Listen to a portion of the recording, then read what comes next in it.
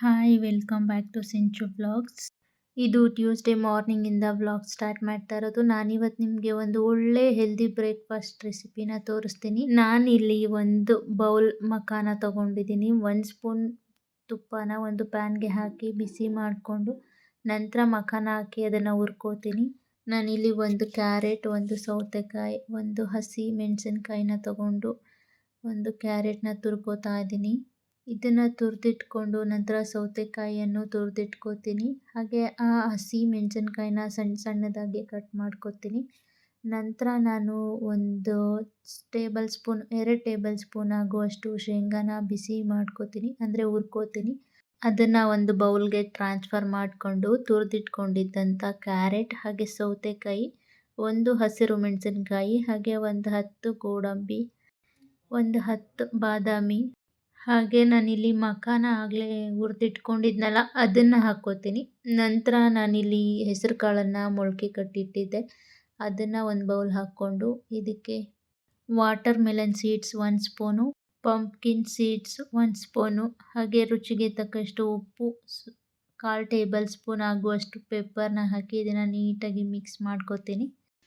ಇದನ್ನು ಚೆನ್ನಾಗಿ ಮಿಕ್ಸ್ ಮಾಡ್ಕೊಂಡ ನಂತರ ಇದನ್ನು ತಿಂತಾಯಿದ್ರೆ ನಿಜವಾಗ್ಲೂ ಸಖತ್ತಾಗಿರುತ್ತೆ. ಮಾತ್ರ ಇದು ನೀವು ಟ್ರೈ ಮಾಡಿ ಹೇಗಿತ್ತು ಅಂತ ಹೇಳಿ. ಆ್ಯಂಡ್ ನಾನಿಲ್ಲಿ ಈ ಬನಾನಾ ಬ್ರೆಡ್ ಇದೇನು ಮಾಡ್ತಾಯಿದ್ದೀನಿ ಇದನ್ನು ಆಲ್ರೆಡಿ ನಾನು ತುಂಬ ಸರಿ ಶೇರ್ ಮಾಡಿದ್ದೀನಿ.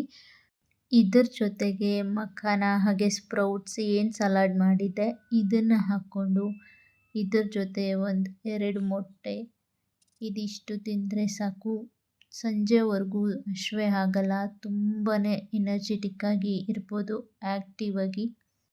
ಇನ್ನು ಇವತ್ತು ಟ್ಯೂಸ್ಡೇ, ನಾನು ಇವತ್ತು ಪೂಜೆ ಎಲ್ಲ ಏನೂ ಮಾಡ್ಕೊಂಡಿಲ್ಲ. ಯಾಕಂದರೆ ನಾನಿವತ್ತು ಮನೆಯೆಲ್ಲ ನೀಟಾಗಿ ಡೀಪ್ ಕ್ಲೀನ್ ಮಾಡಬೇಕು ಅಂತ ಅಂದ್ಕೊಂಡಿದ್ದೀನಿ. ಎಲ್ಲ ಡೀಪ್ ಕ್ಲೀನ್ ಆದಮೇಲೆ ಫ್ರೆಶ್ ಆಗಿ ನೀಟಾಗಿ ಪೂಜೆ ಮಾಡಬೇಕು ಅಂತ ಅಂದ್ಕೊಂಡಿದ್ದೀನಿ. ಹಾಗಾಗಿ ಪೂಜೆ ಏನೂ ಮಾಡಿಲ್ಲ. ಅರ್ಧಂಬರ್ಧ ಮನೆ ಕ್ಲೀನ್ ಮಾಡಿ ಪೂಜೆ ಎಲ್ಲ ಮಾಡಿದ್ರೆ ಸರಿ ಹೋಗಲ್ಲ. ಸೊ ಅದಕ್ಕೋಸ್ಕರ ನೀಟಾಗೆಲ್ಲ ಕ್ಲೀನ್ ಮಾಡಿಕೊಂಡು ಆಮೇಲೆ ಪೂಜೆ ಮಾಡೋಣ ಅಂತೇಳಿ ಇವತ್ತು ಪೂಜೆ ಮಾಡ್ಕೊಂಡಿಲ್ಲ. ಹಾಗೆ ಇನ್ನು ಬಟ್ಟೆ ಎಲ್ಲ ವಾಶ್ ಮಾಡಿ ಹಾಕಿದ್ದೆ, ಅದು ಆರಿಕೊಂಡಿದೆ. ಅದನ್ನ ತೆಗೆದು ಬೆಡ್ಶೀಟ್ಗಳೆಲ್ಲ ವಾಶ್ ಮಾಡಿದ್ದೆ, ಅದನ್ನು ಕೂಡ ಒಣಗಿಸ್ತಾ ಇದ್ದೀನಿ.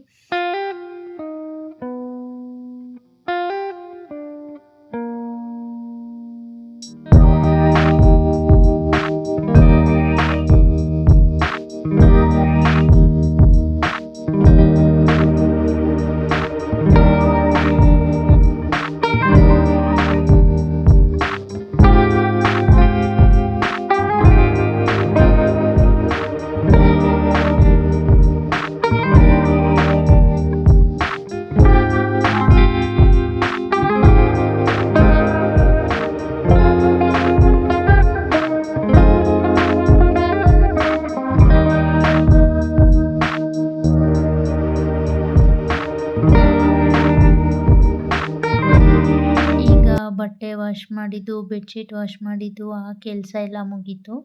ಇನ್ನು ನಮ್ಮ ಮನೆ ಚಿಕ್ಕದು ಸ್ವಲ್ಪ, ಹಾಗಾಗಿ ಬಾಡಿ ಲೋಷನ್, ಪೌಡರ್, ಈ ಥರ ಏನೇನು ಕ್ರೀಮ್ಗಳಿದ್ದಾವೆ ಅಥವಾ ಆಯಿಲ್ ಇದನ್ನೆಲ್ಲ ಸ್ಟೋರ್ ಮಾಡ್ಕೊಳ್ಳೋಕ್ಕೆ ಅಂತಲೇ ಸಪ್ರೇಟ್ ಏನು ಕಂಪಾರ್ಟ್ಮೆಂಟ್ಸ್ ಥರ ಏನಿಲ್ಲ.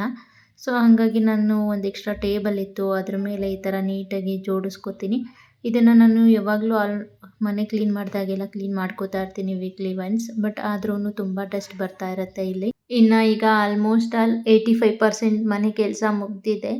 ಇನ್ನು ಫ್ರೆಶ್ ಅಪ್ ಆಗಿ ದೇವ್ರ ಮನೆ ಸ್ವಲ್ಪ ಕ್ಲೀನ್ ಮಾಡ್ಕೋಬೇಕು, ಹಾಗೆ ದೇವ್ರ ಪಾತ್ರೆಗಳನ್ನು ತೊಳ್ಕೊಬೇಕು.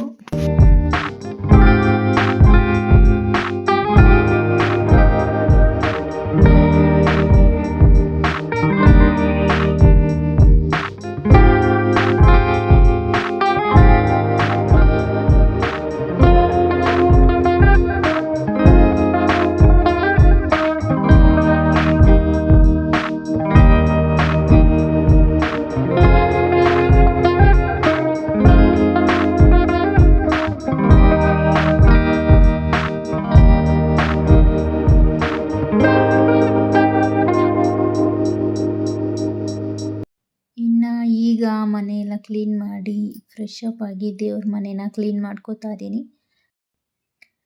ನಾನಿಲ್ಲಿ ದೇವ್ರ ಮನೆನ ಕ್ಲೀನ್ ಮಾಡೋಕ್ಕೆ ಒಂದು ಸ್ವಲ್ಪ ಬಿಸಿ ನೀರಿಗೆ ಅಂದರೆ ಸ್ವಲ್ಪ ಬೆಚ್ಚಗಿರೋ ನೀರಿಗೆ ನಿಂಬೆಹಣ್ಣಿನ ರಸ ಅಥವಾ ಸೋಡಾನ ಹಾಕ್ಕೊಂಡು ವಾಶ್ ಮಾಡ್ಕೊತೀನಿ. ನಂತರ ವಿಮ್ ಜೆಲ್ನ ಹಾಕ್ಕೊಂಡು ವಾಶ್ ಮಾಡ್ಕೊತೀನಿ.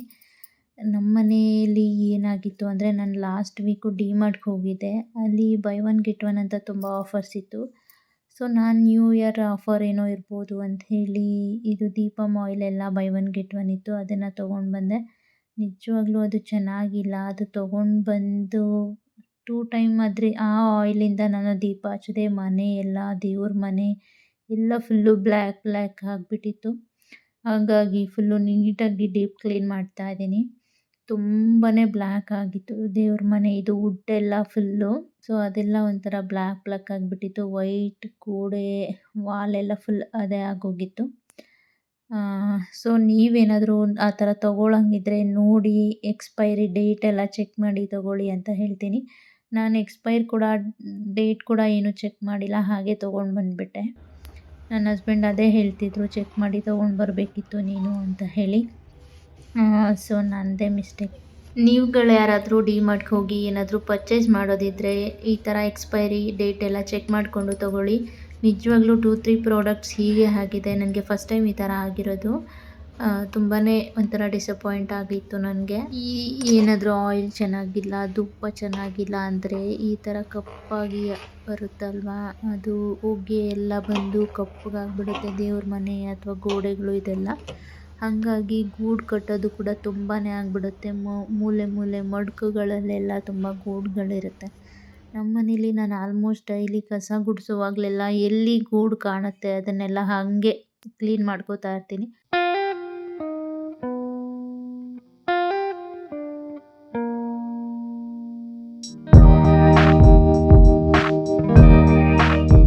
ಇನ್ನು ಈಗ ದೇವ್ರ ಮನೆ ಎಲ್ಲ ಕ್ಲೀನ್ ಆಯಿತು. ನೀವು ನೋಡ್ತಿರ್ಬೋದು ಕಿಚನಲ್ಲಿನ ಪಾತ್ರೆ ಎಲ್ಲ ಮೇಲಿಂದೆಲ್ಲ ತೆಗೆದು ನೀಟಾಗಿ ವಾಶ್ ಮಾಡಿ, ಮೇಲೆ ಶೆಲ್ಫ್ ಅದು ಕಬೋರ್ಡ್ ಏನಿರುತ್ತೆ ವುಡ್ಡಿಂದು ಅದೆಲ್ಲ ನೀಟಾಗಿ ವಾಶ್ ಮಾಡಿ ಪಾತ್ರೆ ಎಲ್ಲ ಹಾಲಲ್ಲಿ ಜೋಡಿಸಿಟ್ಟಿದ್ದೀನಿ. ಅದನ್ನೆಲ್ಲ ತೆಗೆದು ನೀಟಾಗಿ ಮತ್ತೆ ಕಿಚನಲ್ಲಿ ಜೋಡಿಸ್ಕೋಬೇಕು. ಹಾಗೆ ಇಲ್ಲಿ ದೇವ್ರ ಮನೆ ಪಾತ್ರೆಗಳನ್ನು ತೊಗೊಂಡು ವಾಶ್ ಮಾಡಿ ಎತ್ತಿಟ್ಕೋತಾ ಇದ್ದೀನಿ. ಹೀಗೆ ಮಧ್ಯದಲ್ಲಿ ಮಾತಾಡ್ತೀನಿ, ಹಾಗೆ ಸ್ವಲ್ಪ ಮ್ಯೂಸಿಕ್ನ ಕೂಡ ಆ್ಯಡ್ ಮಾಡ್ತೀನಿ. ಈ ವಿಡಿಯೋ ಎಲ್ಲೂ ಸ್ಕಿಪ್ ಮಾಡಿದೆ ನೋಡಿ.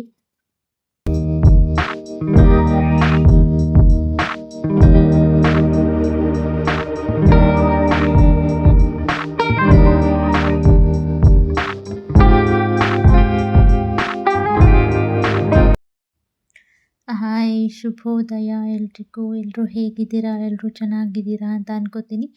ಇದು ಥರ್ಸ್ಡೇ ಮಾರ್ನಿಂಗ್ ಕಂಟಿನ್ಯೂಷನ್ ವ್ಲಾಗ್ ಆಗಿರುತ್ತೆ. ಈಗ ಮಾರ್ನಿಂಗ್ 4:30 AM ಆಗಿದೆ. ಈ ಅರ್ಲಿ ಮಾರ್ನಿಂಗ್ ಎದ್ದು ಹೊರಗಡೆ ಬಂದರೆ ಒಂಥರ ನಿಶ್ಶಬ್ದವಾಗಿ ಸೈಲೆಂಟಾಗಿ ಎಷ್ಟು ಪೀಸಾಗಿರುತ್ತೆ ಅಲ್ವಾ. ಈ ರೋಸ್ ನೋಡ್ತಾ ಇರ್ಬೋದು ನೀವು, ಅದೆಷ್ಟು ಚೆನ್ನಾಗಿ ಕಾಣಿಸ್ತಿದೆ. ಅದು ನನಗೆ ತುಂಬ ಇಷ್ಟ ಆಯಿತು. ಅದಕ್ಕೋಸ್ಕರ ನಾನು ಅದನ್ನು ನೋಡಿದ ತಕ್ಷಣ ತೊಗೊಂಡು ಬಂದೆ. ಆ ಗಿಡನ ತೊಗೊಂಡು ಬಂದಾಗಿಂದ ಆಲ್ಮೋಸ್ಟ್ ಒಂದು 3-4 ರೋಸ್ ಸಿಕ್ಕಿದೆ ಅದರಿಂದ. ಇನ್ನು ಇವತ್ತು ಬೆಳಿಗ್ಗೆ ಬೇಗನೆ ಎದ್ದು ಮನೇನ ಒರೆಸ್ಕೋತಾ ಇದ್ದೀನಿ. ನಿನ್ನೆನೇನಿಲ್ಲ, ಮನೆ ನೀಟಾಗಿ ಡೀಪ್ ಕ್ಲೀನ್ ಮಾಡಿಕೊಂಡು ದೇವ್ರ ಮನೆ ಎಲ್ಲ ನೀಟಾಗಿ ಕ್ಲೀನ್ ಮಾಡಿ ದೇವ್ರ ಸಾಮಾನೆಲ್ಲ ವಾಶ್ ಮಾಡಿ ಎತ್ತಿಟ್ಕೊಂಡಿದ್ದೀನಿ. ಹಾಗಾಗಿ ಇವತ್ತೆದ್ದು ಮನೆ ಒರೆಸ್ಕೊಂಡು ಫ್ರೆಶ್ ಅಪ್ ಆಗಿ ಪೂಜೆ ಮಾಡೋಕ್ಕೆ ಸ್ಟಾರ್ಟ್ ಮಾಡ್ಕೋತೀನಿ. ಇನ್ನು ಏನಕ್ಕೆ ನಾನು ಇಷ್ಟೆಲ್ಲ ಮನೆ ನೀಟಾಗಿ ಕ್ಲೀನ್ ಮಾಡ್ಕೊಂಡಿದ್ದೀನಿ, ಆಲ್ಮೋಸ್ಟ್ ಯಾವಾಗಲೂ ಮಾಡ್ಕೋತಾ ಇರ್ತೀನಿ ನಾನು ವೀಕ್ಲಿ ಒನ್ಸ್. ಈಗ ಏನು ಸ್ಪೆಷಲ್ ಅಂದರೆ ನಾನು ಓಂ ಶಕ್ತಿ ಮಾಲೆ ಹಾಕ್ತಾ ಇದ್ದೀನಿ. ಅದಕ್ಕೋಸ್ಕರ ಇವತ್ತು ಬೆಳಿಗ್ಗೆ ಬೇಗ ಎದ್ದು ಪೂಜೆ ಎಲ್ಲ ಮುಗಿಸ್ಕೊಂಡು ನನ್ನ ಹಸ್ಬೆಂಡ್ಗೆ ತಿಂಡಿ ಹಾಗೆ ಅವ್ರ ಮಧ್ಯಾಹ್ನ ಊಟಕ್ಕೆ ಎಲ್ಲ ರೆಡಿ ಮಾಡಿ ನಾನು ಊರಿಗೆ ಹೋಗ್ತೀನಿ. ಹೋಗಿ ಅಕ್ಕನ ಮನೆಗೆ ಹೋಗಿ ಹಾಗೆ ಅಮ್ಮನ ಮನೆಗೆ ಹೋಗಿ ಮಾಲೆ ಹಾಕ್ಕೊಂಡು ಮತ್ತೆ ಸಂಜೆ ವಾಪಸ್ ಬರಬೇಕು.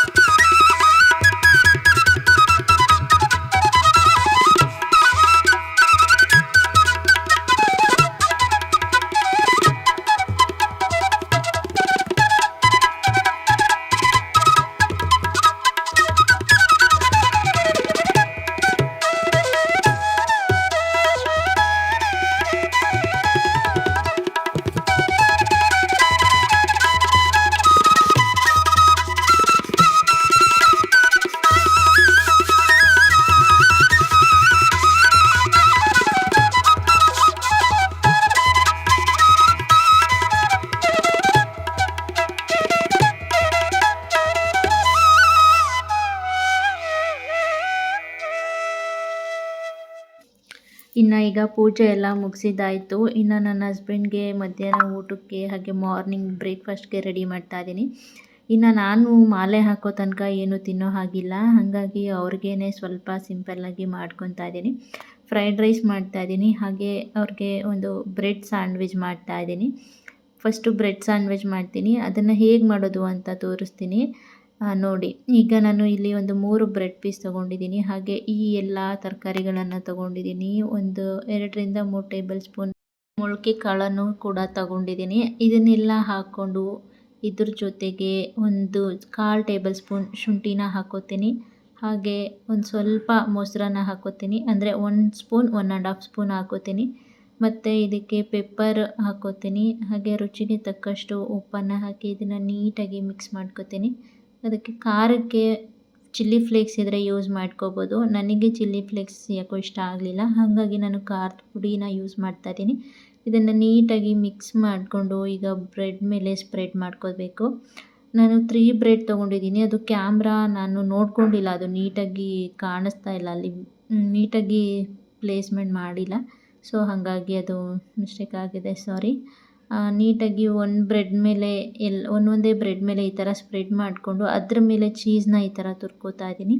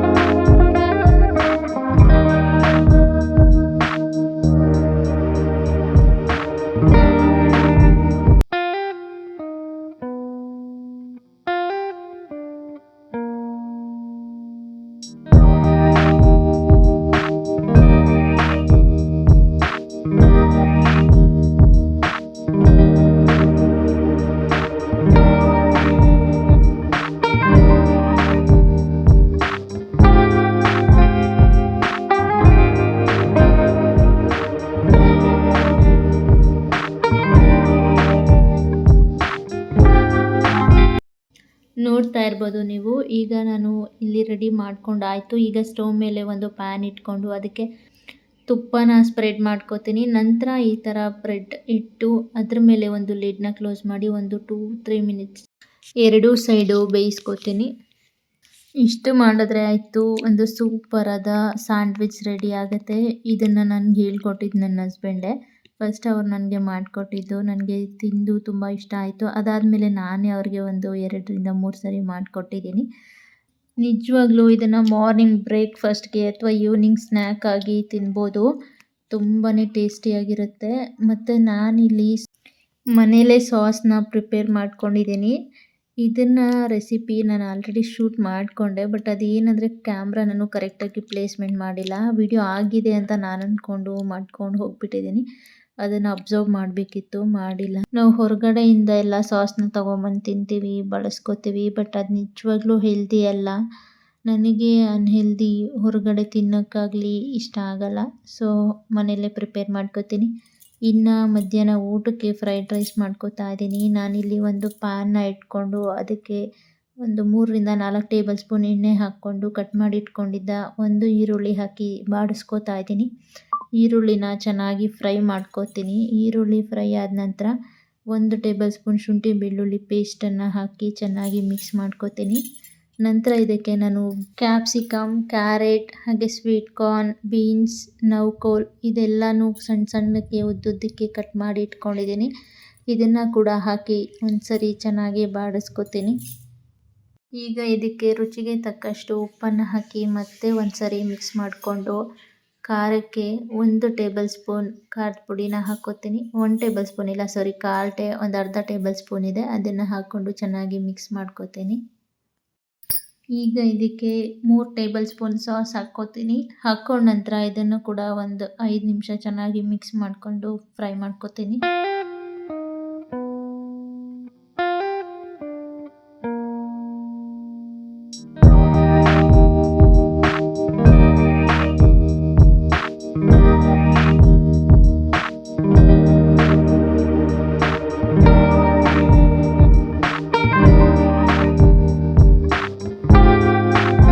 ಈಗ ಈ ತರಕಾರಿಗಳನ್ನೆಲ್ಲ ನಾವು ಫುಲ್ಲು ಬೇಯಿಸ್ಕೋಬಾರ್ದು. ಫ್ರೈಡ್ ರೈಸ್ಗೆ ಒಂದು 50-65% ಬೇಯಿಸ್ಕೊಂಡ್ರೆ ಸಾಕು. ಹಾಗಿದ್ರೇ ತಿನ್ನೋಕ್ಕೆ ಚೆನ್ನಾಗಿರೋದು. ಈಗ ಮಾಡಿಟ್ಕೊಂಡಿದ್ದ ಅನ್ನನ ಎಲ್ಲ ಹಾಕ್ಕೊಂಡು ಇದ್ರ ಮೇಲೆ 1 ಟೇಬಲ್ ಸ್ಪೂನ್ ಆಗುವಷ್ಟು ಸೋಯಾ ಸಾಸ್ನ ಹಾಕೋತೀನಿ. ಈಗ ಇದನ್ನು ಲೋ ಫ್ಲೇಮಲ್ಲೇ ಚೆನ್ನಾಗಿ ಮಿಕ್ಸ್ ಮಾಡ್ಕೋತೀನಿ. ಇಷ್ಟು ಮಾಡಿದ್ರೆ ಆಯಿತು, ವೆಜ್ ಫ್ರೈಡ್ ರೈಸ್ ರೆಡಿ ಆಗುತ್ತೆ. ಇನ್ನು ಈ ವ್ಲಾಗ್ನ ಇಲ್ಲಿಗೆ ಮುಗಿಸ್ತಾ ಇದ್ದೀನಿ. Thank you for watching. ಮತ್ತೆ ಸಿಗ್ತೀನಿ. Take care.